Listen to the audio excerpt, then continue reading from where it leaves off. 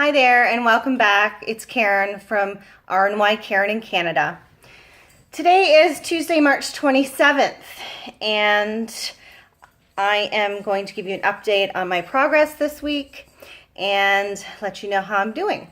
So first of all, before I start anything, I want to give a big shout out to a few people who have been watching my videos and commenting. One is my dad. Hi, Dad. Always gives me such great feedback and is my #1 supporter and mom. Next is Beth. Beth, I wore a tighter shirt. See, it's she said to wear a tighter shirt so you could see that I have actual definition now. So I don't know. Here, can you see? See? Ooh. Okay. 3, Finding Wendy. She's another subscriber. Hi, Wendy. She is 1 month. No, sorry. Ooh, you're 1 week post-op, and I've been watching you, and you're doing a fantastic job. Very proud of you. And another one is my friend Sue, who I don't see often, but she says she puts me on in her kitchen, and it feels like I'm with her. So, hi, Susan. I miss you. All right. So let's just get started. I had my surgery February 20th, 2018 at Michael Garron Hospital in Toronto, Ontario, Canada. My starting weight, or my heaviest weight, I should say, was 231 pounds. My starting day of surgery was 215 pounds. That's after 2 weeks of OptiFast. And today I am at 196 pounds, which is a 35-pound weight loss. So I am quite proud of myself. Let's just start with some NSVs. If you remember from my last video what an NSV was, it was a non-scale victory. Things that can't be weighed. Because remember, the scale just measures your weight and everything else revolves around. Nobody goes up to you and says, hey, you look like you're 196 pounds. No. All right. My husband said, #1 thing that he has noticed besides weight loss, no snoring. Yeah. So the mild sleep apnea that I didn't have a CPAP, but I did have mild sleep apnea, and they did tell me that with the surgery, that should go away. And he said it's all but gone, which is fantastic because it's kind of embarrassing, right? You have a very loud snore sleeping beside you. My clothes are looser. I can put clothes in the dryer that I couldn't before, or wouldn't before.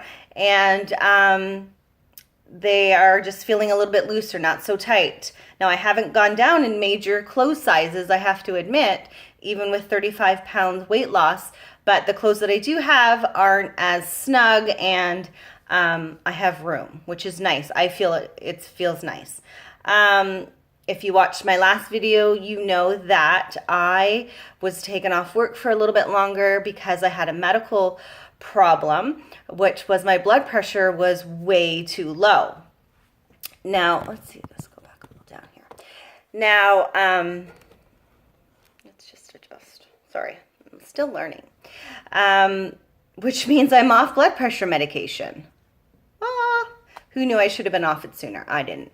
So I still feel very dizzy. I constantly feel like I'm drunk all the time without drinking, and dizzy when I stand up, dizzy when I walk around. So I'm not really allowed to drive right now, and staying focused and stable seems to be good for me. So let's just go with a few reminders because this video is not going to be very long. Reminders, take your vitamins. If you don't know which vitamins to take, or you're unsure of when to take them, you can ask a pharmacist, you can ask your family doctor. I've kind of just been Googling things and asking Google when is the best time to take this medicine, or when's the best time to take this vitamin, and just kind of playing around with it until I get my blood work back. To see what levels are high, what levels are low. I'm just going to play it by ear that way. Drinking your water. As you know, this is my big, huge monster 32-ounce water bottle. And I try to get a 32-ounce bottle done between breakfast and lunch.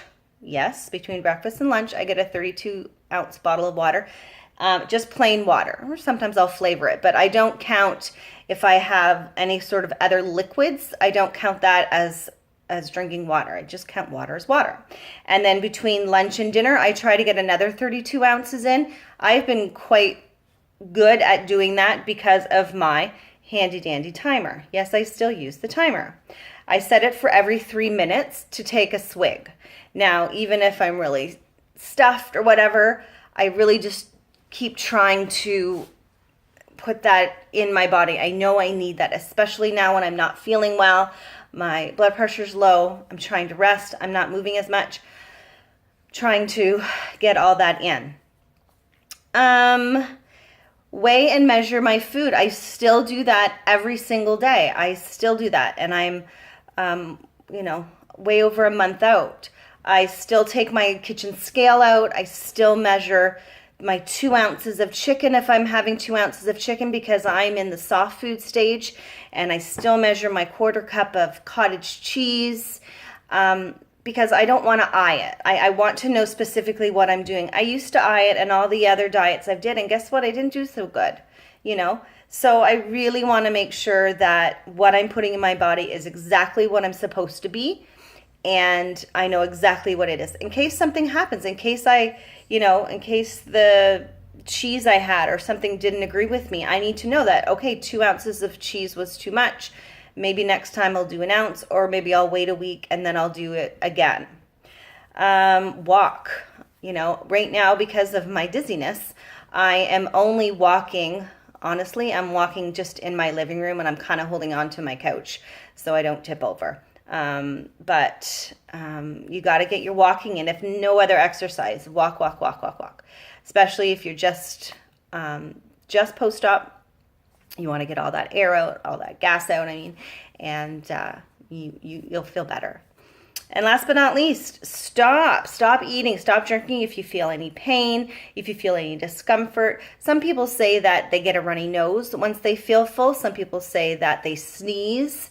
I don't have any of that I've found yet. Maybe it's because I'm putting in the exact amount that I'm supposed to be as per the guidelines of my hospital. But I time my food. I put the timer on for, depending on what food it is. If it's a yogurt, I'm eating still a baby spoon bite every minute. As soon as I'm finished that bite, I put the timer on again for a minute, and I do that over and over. I did read that if it takes you too long to eat, that's also a problem. I'm going to look into that a little bit more for you this week because I do think that's true. If it's taking you an hour to eat something, now, maybe if it's just your first or second day off post-op, maybe that's different.